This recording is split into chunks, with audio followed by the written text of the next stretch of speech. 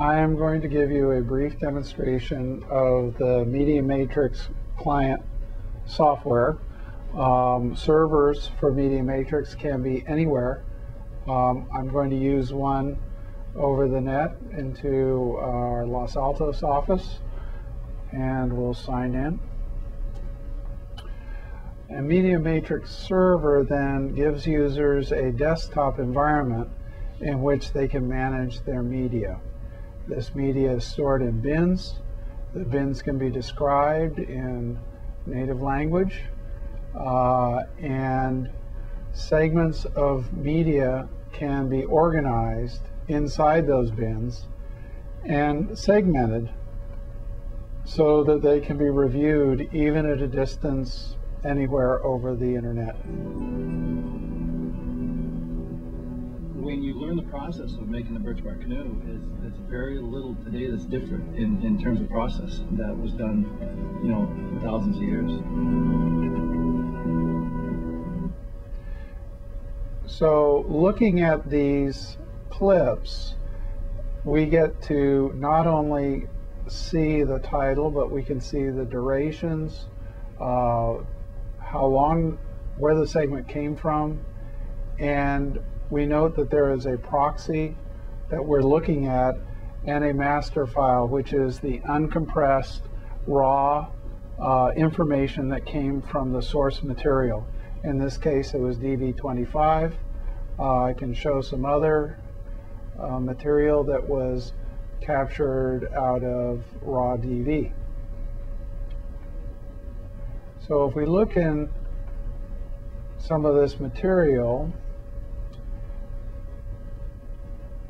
we can see that some capturing and some segmenting has already been done, but maybe we want to do some more. So in this case, and finally we'll be singing Sisters from Life Business.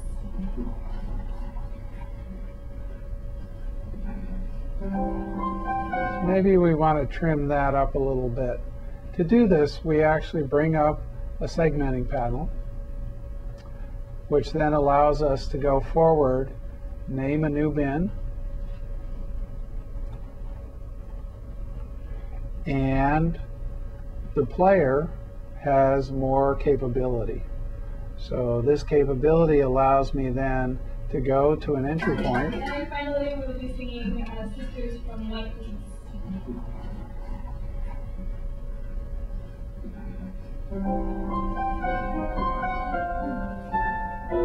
So maybe that's where I want my start point to be.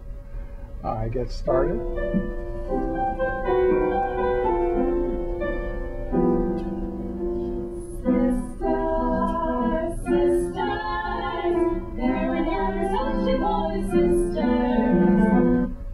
Now, maybe that's not such a good stop point. I might go back 10 frames. And that looks a lot better. So I'll make a mark out point there, and I will confirm. Note that now the time codes are recorded on the segment panel, and I now name it and go to my next. Maybe I want to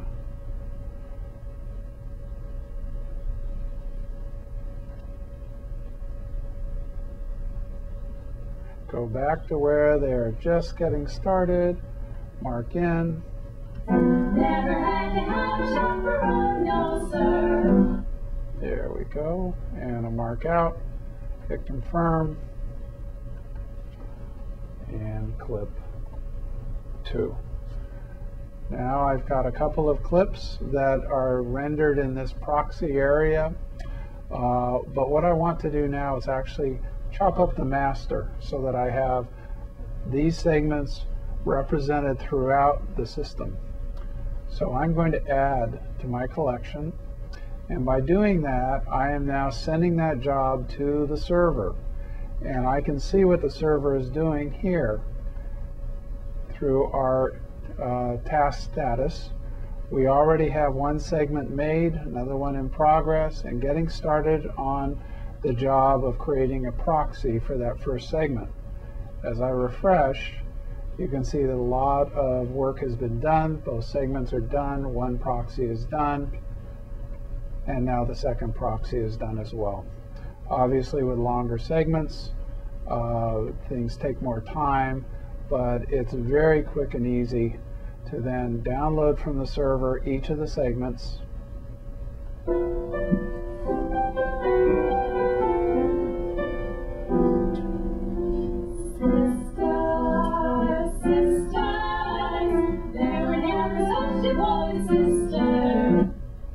And the other one.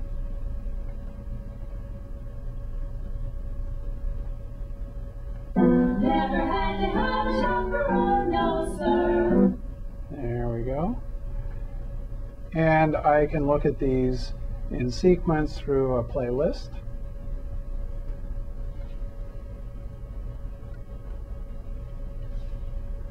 And play them this way.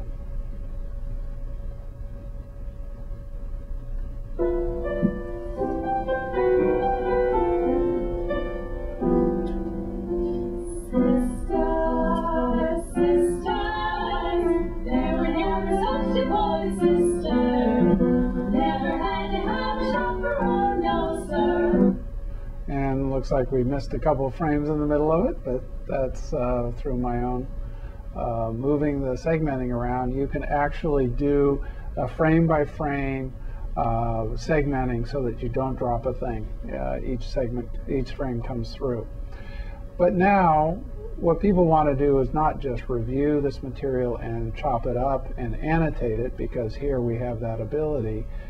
We also want to get things out of the system, and a variety of outputs might be you want to do further editing, you may want to put something on a website, you want to send something down to a TiVo box. Those capabilities are through transcoding and deriving new formats. So let's take both of these clips and maybe first look what it looks like by bringing a version of these into a file format and bringing it to my desktop. So we have quite a few formats and more coming on all the time. Motion JPEG, motion wavelets, MPEG-4. In fact, let's do an MPEG-4 version of both. So here's one of the strengths of the system. We've now given two jobs to the server to transcode into MPEG-4. And as you can see, it's accepted one and the other one is in progress. Now let's go back while that job's in place, and let's now create another format, which would be for web-based download. And so let's say 512 kilobytes a second fast start.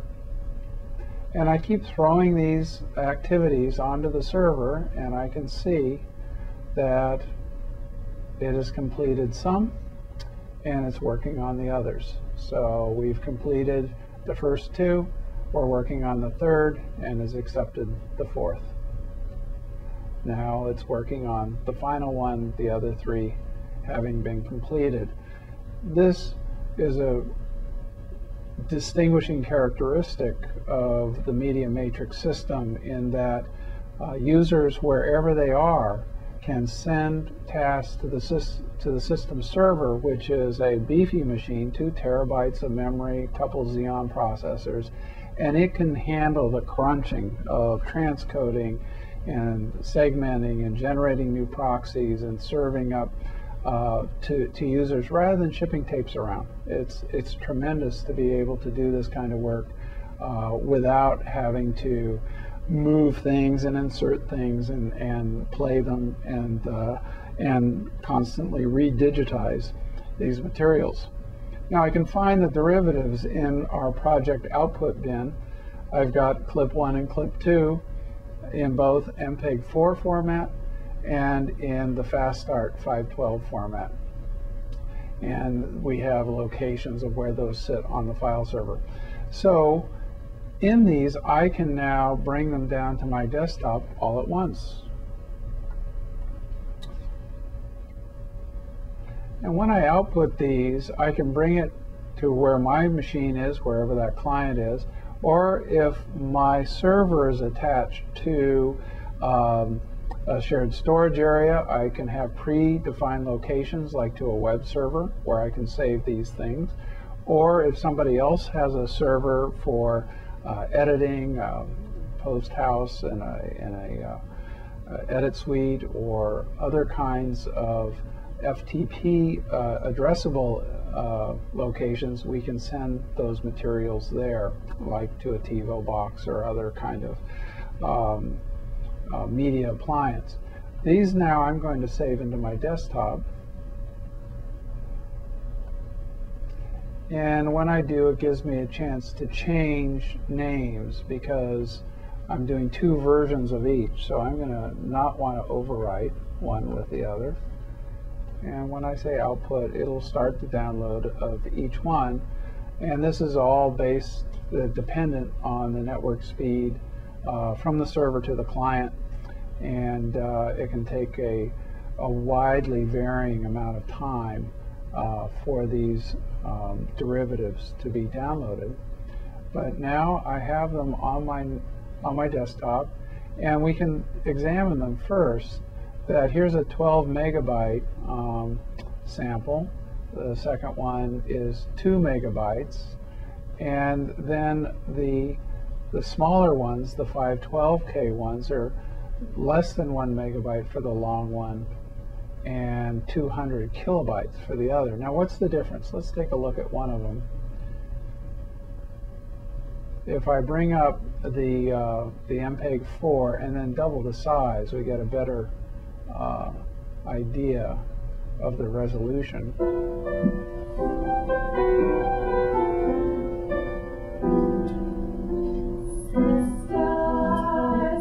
So this is actually a better resolution than the proxy that we were working on, and the 512K stream,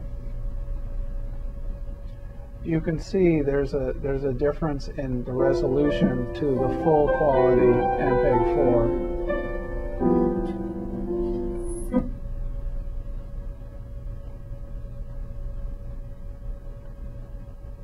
So now that I've looked at these on my desktop, maybe what I want to do is see what they look like on a web page.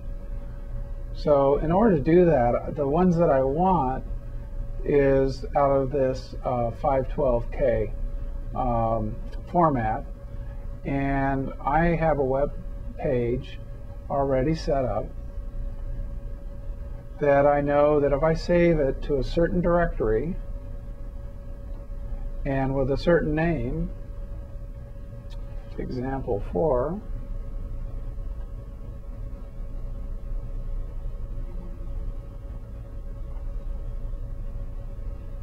there we go. We now output it, and it transfers that file inside the server system. Now, since I'm at a client, all I know is it's transferred, there it goes. And now, in order to view that file, I need to go through the internet to take a look at it. So let's fire up a browser. And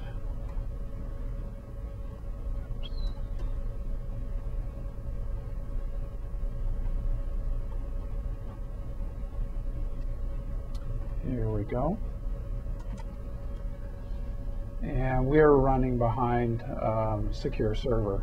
So it all depends on what is at your target. But there is our clip that we just created.